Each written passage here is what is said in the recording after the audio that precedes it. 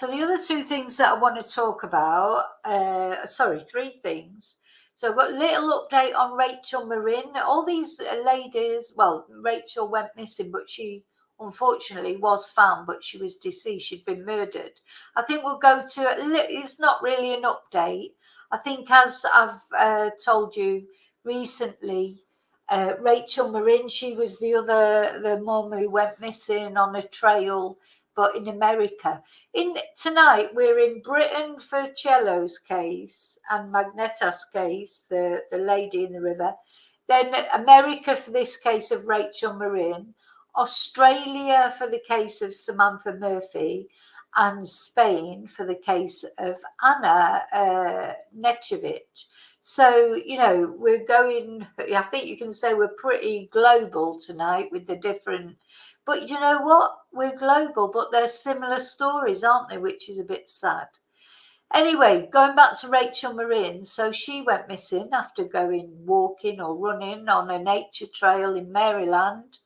And just this week, well, not this week, sorry, last week, the police finally released a photo fit of the guy that they suspect for her murder. And we've said before, why has it taken so long? Where's the photo fit? But it turns out it's because they were struggling, because there's quite a few people have seen this twonk. And so they were struggling to get a photo fit that everybody agreed from Maryland, where Rachel was murdered, but also has been connected to a crime in Los Angeles. And various people had seen him at both scenes. So coming up with a photo fit that actually they all agreed on, that yes, this is the guy, has taken quite a long time. But finally, last week, a photo fit was released and we looked at it, and we're going to look at what her mum, Rachel's mum had to say about these new developments. Because, we cannot imagine, I find it frustrating, and I'm sure you do, when we know about missing people and we don't know what's happened to them. But imagine if it really was your loved one and you're just waiting for news, and the police, they keep you as informed as possible, but they can't even tell you everything, because they can't compromise any future trials, etc. So it just must be agony, to have someone gone missing, or, well, with Rachel, she's not missing, she was murdered. But, all their whole raison d'etre, if you like, their whole reason for being at the moment will just be to get this guy caught. Because, as my sheriff said last week, it seems like this guy could easily do, if it wasn't for the fact that he was interrupted with the other crime that he did in Los Angeles, from what the sheriff, Jeff, said, it could easily have ended up in a similar circumstance, another murder, because it was so violent. He attacked several people. Anyway, let's have a look at what Rachel's mum had to say about this development.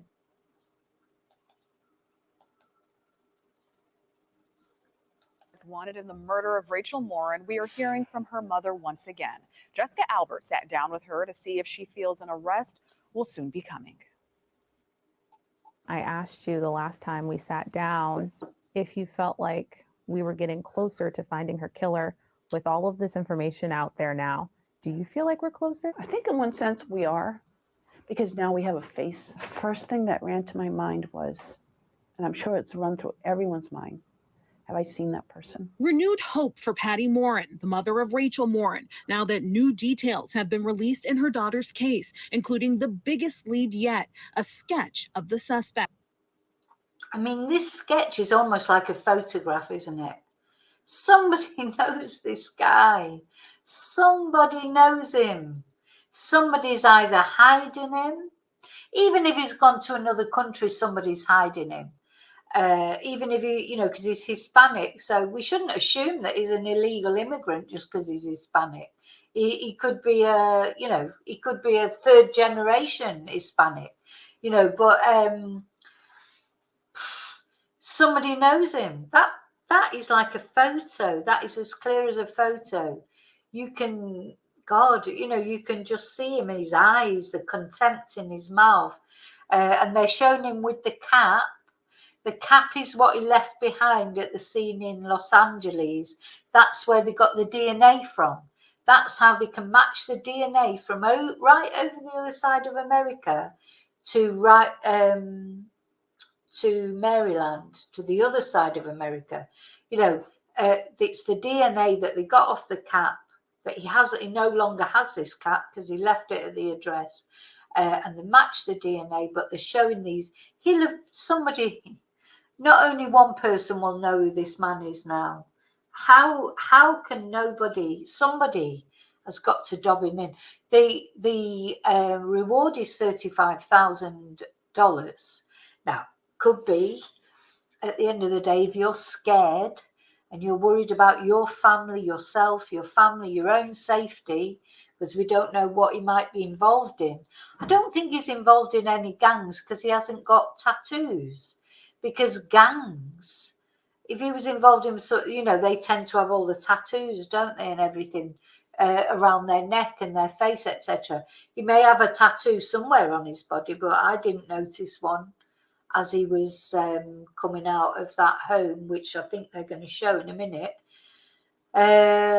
But, people are scared to speak, especially, what has struck me is if he is an illegal immigrant, it could be that people that know him, maybe they're in America illegally as well, and they're scared to speak out in case then they get deported. That's a possibility.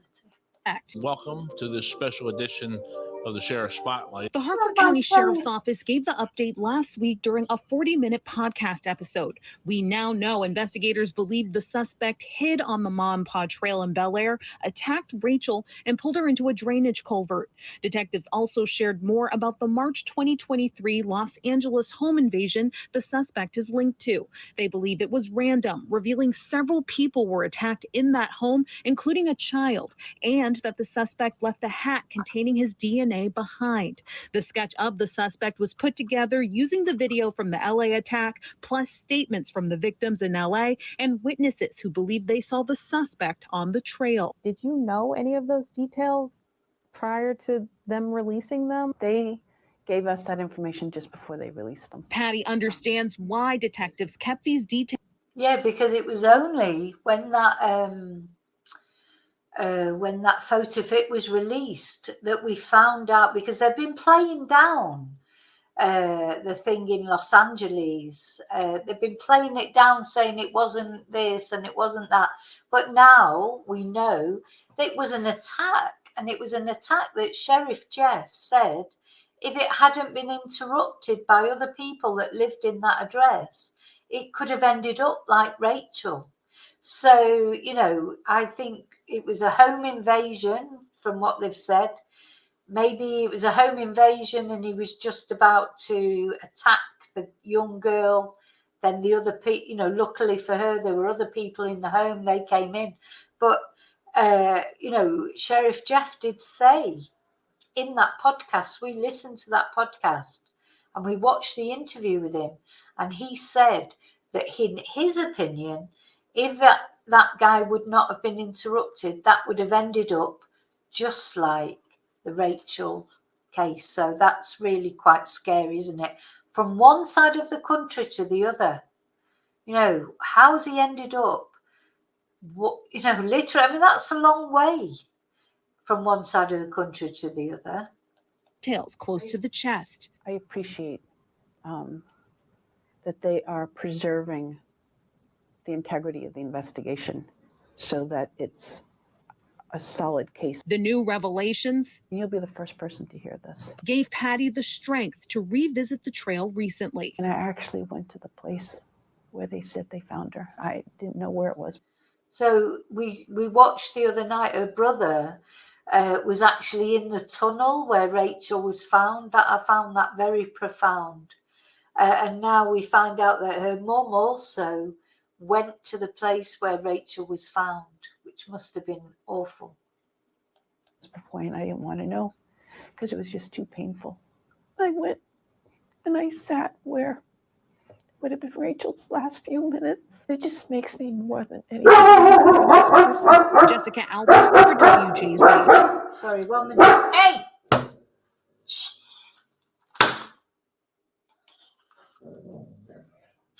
She always has to have the last word.